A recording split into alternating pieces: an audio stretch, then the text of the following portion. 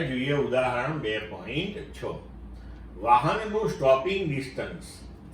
ગતિમાન વાહનને બ્રેક લગાડવામાં આવે ત્યારે તે થોભે તે પહેલા તેણે કાપેલું જે અંતર છે તેને વાહનનું સ્ટોપિંગ ડિસ્ટન્સ કહે છે. તો આ સ્ટોપિંગ ડિસ્ટન્સની વ્યાખ્યા પણ અહીંયા યાદ રાખજો.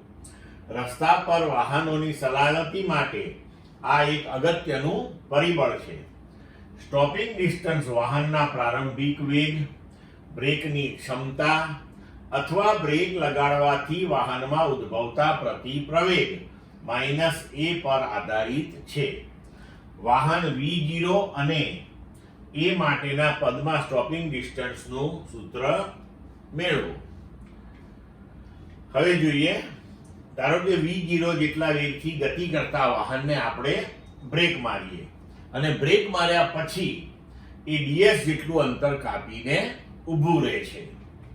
તો હવે આપણી પાસે સમીકરણ છે v² v0² બરાબર 2ax. હવે જ્યારે ઊભું રહી જાય તો અંતિમ વેગ થઈ ગયો 0. તો અંતિમ વેગ 0. પ્રારંભિક વેગ v0 આપણે v0 લીધો છે અને હવે તેમાં પ્રતિપ્રવેગ આવશે કારણ કે વેગ એનો ઘટતો જાય છે એટલે a બરાબર -a લઈશું અને તેને કાપેલું અંતર જે છે એને આપણે સ્ટોપિંગ ડિસ્ટન્સ એટલે કે ds નામ આપ્યું છે. આ બધું આપણે આ સમીકરણમાં મૂકી દઈએ તો 0 - v0² બરાબર -2ads.